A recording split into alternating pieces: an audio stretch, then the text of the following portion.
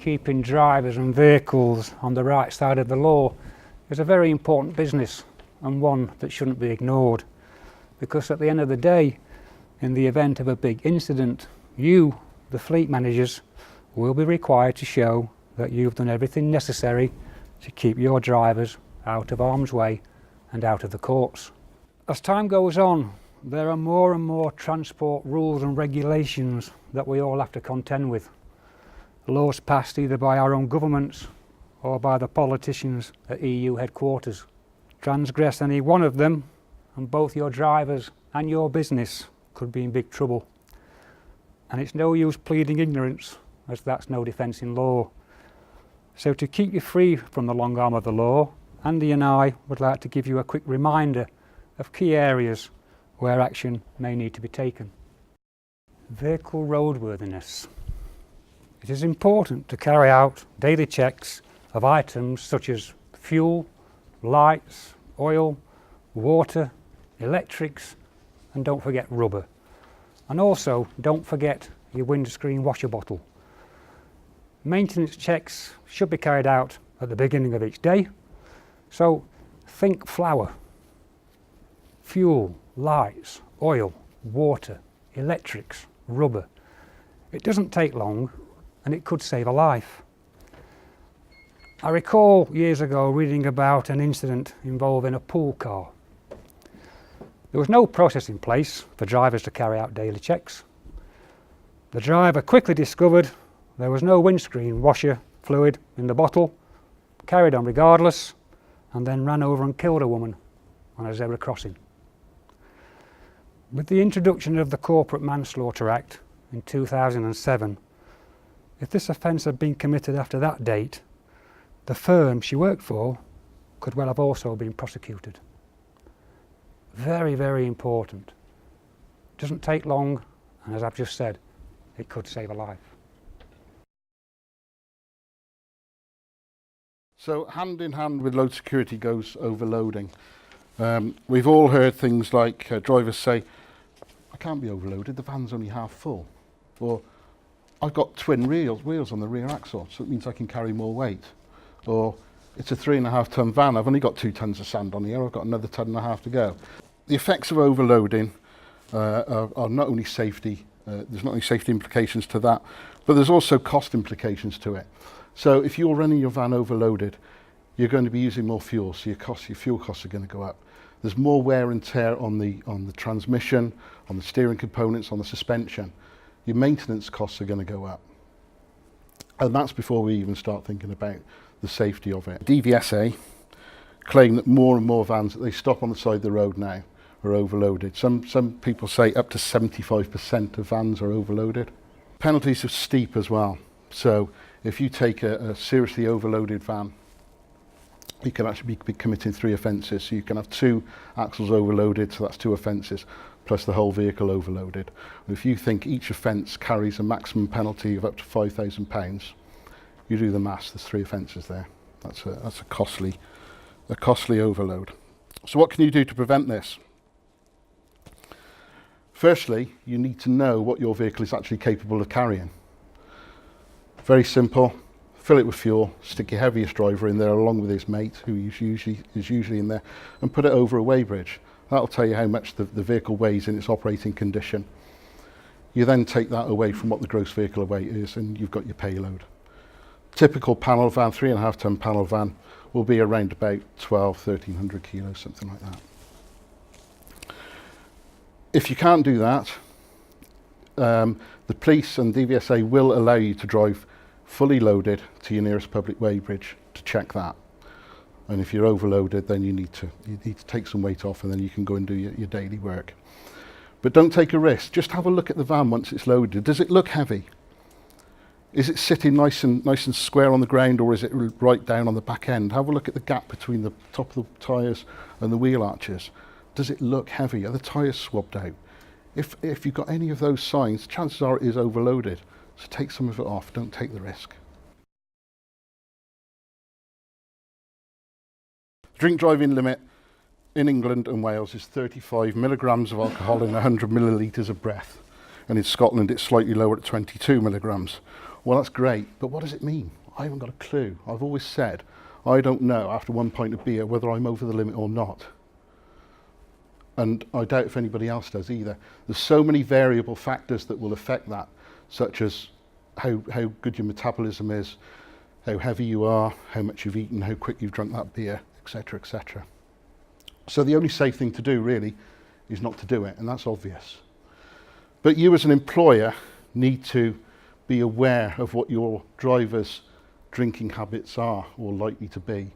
So you can pick up clues such as, the simple one is, they come in the morning, they collect their keys, do they smell of alcohol? If you suspect they do, then take the keys off and don't give them the keys. It's better that vehicle doesn't go out than you let them out and then they have an accident or whatever, and then it's on your conscience.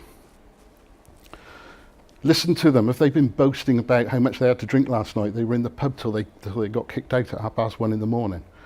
It's now 6:30 in the morning and they're just about to jump into their van. Don't let them do it. Don't take the risk. And if you think you've got a real problem, well, why not introduce a policy of random breath testing?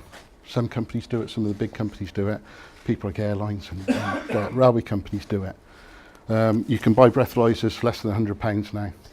And if you think it's going to be a deterrent for your drivers, introduce random breath testing. Drugs is perhaps a little bit.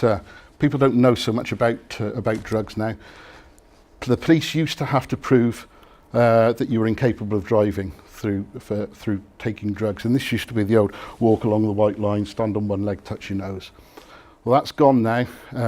They actually swab test now for a lot of drugs, and each one of those drugs carries a different amount in your blood before you can be prosecuted. The penalties will always be a disqualification. But the interesting thing, and I looked this up on the internet the other day because I thought, well, how long do drugs stay in your system? You hear lots of different things. Did you know that the casual user of cannabis, it will stay in their system for up to 7 days? Heavy users for up to a month. Cocaine's probably the next most common drug that's in fashion at the moment. That's not much better. That'll stay in your system for up to 3 days. So if you've got a driver that goes out on a Saturday night and has a bit to drink and a couple of spliffs, maybe a nose full of cannabis or whatever, you're going to be fit to drive for you on Monday. So it's something that you need to be aware of. Corporate Manslaughter Act. Can I just have 30 seconds while you all read that? I don't want to read it word for word. I'd like you to just read it. And then there's a couple of things I'd just like to focus on.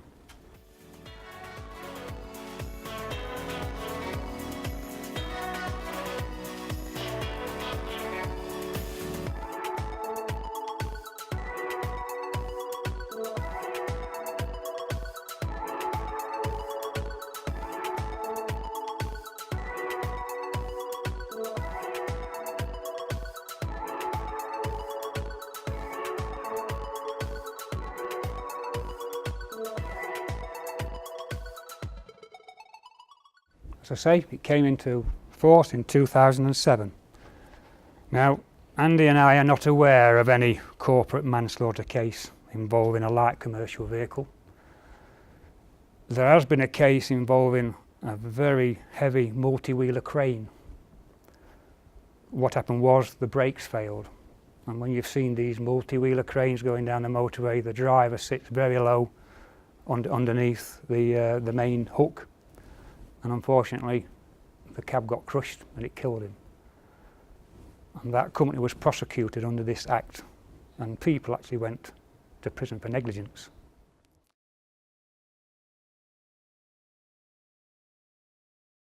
Important that you do a regular check on driver's licensing. We used to talk about new drivers not having so many categories of licence with the changes that came about in 1997, where new drivers were only allowed to drive up to 3.5 tons, and the restrictions put on them for towing as well. Well, if you think about it now, those drivers that passed their test in 1997, if they were 17 years old then, they're now in their mid-30s, so they're no longer young drivers. Something that you really need to think about, because that might be a large proportion of your drivers that fall into that category.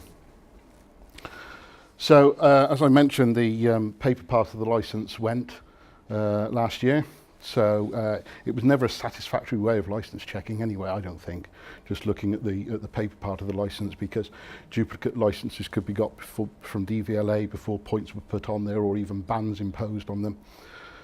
So it was always my advice to check them electronically with DVLA. Well, that's even easier than ever now. All you need is the driver's permission, you need his national insurance number, his driver licence number, and the DVLA website, and you can check them very, very quickly, within seconds really. How often you do that really is how much you perceive it to be a risk, and I would say that you treat each driver individually. So rather than having a set policy that you check driving licences once a year, do it on a driver by driver basis. If you've got a driver that's got 3 points, 6 points, then maybe once a year is good enough. But as soon as they start getting over the 6 points to the 9 points, maybe you want to do it more often, maybe 6 monthly, maybe even quarterly, depending on what you perceive that risk to be. Let's not forget that most endorsable driving offences these days carry a minimum of 3 points. So that's 3 offences, and you could be in line for a disqualification. So it's very important to check those licences in line with what you perceive the risk to be. Health decorations. I'd like to just talk about an incident that happened on the 22nd of December 2014. A bin lorry collided with pedestrians in the city centre of Glasgow, Scotland, killing 6 and injuring 15 others. The driver of the council-owned vehicle said he passed out at the wheel. Upon further investigation, it was found that a similar blackout had happened to him while sat in the driver's seat of a bus, which he failed to report. So I have a question for you. Does your company have a process in place to allow drivers to disclose issues in relation to their health which could affect their entitlement to drive? Eyesight checks. Drivers must wear glasses or contact lenses every time they drive if they need them to meet the standard of vision for driving. Drivers must tell DVLA if they have any problems with their eyesight that affects both eyes or the remaining eye if they only have one. Drivers must be able to read with glasses or contact lenses, if necessary, a car number plate made after the 1st of September 2001 from 20 metres. Load security. If a load is unrestrained, it is insecure. Of course it is. A shifting load can cause as much damage as a fully dislodged load. It can, for example, cause a vehicle to overturn, kill the driver and any passengers by shifting forward into the seating area. It is the duty of the driver and the employer to make sure that all loads are tied down so they don't injure either the driver, the occupants or third parties. In the event of a fatal accident, the employer could face prosecution under the Corporate Manslaughter Act.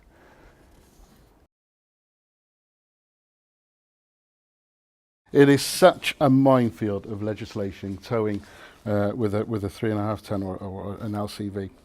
Driving licences alone are a minefield. As I mentioned earlier, 1997 saw the change of the licence categories. Well, part of that change was that not so many people were allowed to tow. So the first thing you'd need to do as part of your driving licence checking is not only check that the driver's got the right category to drive the vehicle, but also look for the +E. Wherever you see +E on a licence, that's the category for towing. So if they've got the +E, you're okay. If they haven't, don't let them tow. Having said that, if it's a small trailer, up to 750 kilos, that's okay. Next thing you need to think about is your vehicle actually capable of towing the trailer that you want to? Will it take it over its combination weight, its maximum train weight? So you need to know how much the whole combination is going to weigh once it's loaded as well. If the trailer takes your combination over 3.5 tonnes, you could well fall into tachograph legislation as well. So has your vehicle got a tachograph fitted? There are some derogations and exemptions for that. The most common one is if you're operating your vehicle with a 100 kilometres radius of your operating base and carrying tools and equipment by use for the driver, so long as that driver's job isn't mainly driving, then you're exempt. But they are tightening up on these exemptions, and there isn't very many of them. Something that was not very well publicised, back in December 2011, there was a change to operator's licence regulations as well, which actually brought a lot of LCVs in scope of operators licensing when they're towing. So if that towing operation that you're doing is classed as hire and reward or not own account, then you will fall into operators licensing even though you're only driving a 3.5 ton van. So what does hire and reward mean, or own account? If you're towing, a little bit like the 100 kilometre exemption, if you're towing your own equipment for your own use, that's classed as own account. If you're towing it on behalf of somebody else, then it's hire and reward. So you'll need to consider operators licensing as well. And finally, from a safety perspective, and I know I keep banging on about safety, but that's just the way I am. Make sure that your trailer's loaded properly. Make sure it's loaded evenly. We've all seen vehicles going down the road where the trailer's down at the front and the vehicle's down at the back, or vice versa. This is where you find that caravans in particular have turned over on the motorway because they've incorrectly loaded. That's what starts it snaking, and then it's out of control. So make sure that it's loaded correctly. Speed limits. There's an interesting one. Ensure your drivers are aware of the appropriate speed limits for the vehicles on various highways. One that catches a lot of van drivers out is that if you're driving a vehicle that weighs more than 2 ton gross and you're driving on a dual carriageway, the speed limit is actually 60. So when drivers ring me up and say, Russell, I've just been caught doing 70 and I've been penalised in my 3 ton, 3.3 ton, 3.5 ton panel van, I always say, well, what do you expect? Because the speed limit's 60. And that's just one where people just don't seem to understand that magic 2 ton gross vehicle weight limit. Not only is speeding illegal, but it will also inevitably lead to more accidents, more wear and tear on your vehicles, and the trashing of your firm's reputation if your name happens to be emblazoned all over the side of your van. Speeding can be eradicated by fitting speed limiters. Limits can be set by the operator. We recommend 70 miles an hour as a compromise between safety and practicality. Please note that you are not allowed in the outside lane of a 3 or more lane motorway if your vehicle is fitted with a mandatory speed limit. In the interest of safety and fuel economy, if you voluntarily fit a speed limit to commercial vehicles with a gross vehicle weight of 3.5 tonnes or below, you can actually use the outside lane of a motorway. However, if you do use the outside lane and cause a hold-up due to the lack of your vehicle's speed, you are open to action from the enforcement because you're actually driving without due care and attention. Tyres, I believe, are the most critical or important component on a vehicle. They're the only thing that keep you on the road. So they need looking after, and they're very often overlooked as well. We all know that, or we should all know, that the legal minimum tyre depth is 1.6 millimetres on a vehicle that's below 3.5 tonnes. But why wait until it gets that low? Most large fleets and leasing and rental companies will have a policy changing those at 2 mil. It's good practice. Did you realise that at 1.6 mil, your stopping distance is reduced by up to 36%? So if you put that into some context, on a wet road at 50 miles an hour, a new tyre will have a stopping distance of about 24 metres. But when on the legal 1.6 mil limit, that will be increased to 37 metres.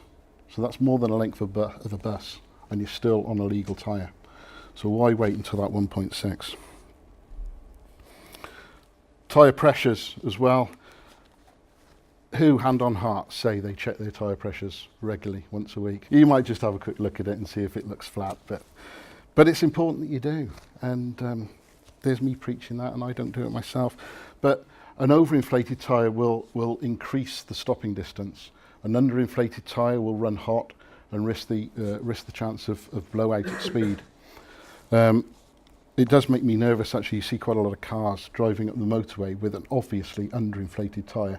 I always get past them as quick as I can because I think that's going to go at any minute. It really can. But you need to look after your tyres, because if you don't, it's just plainly dangerous.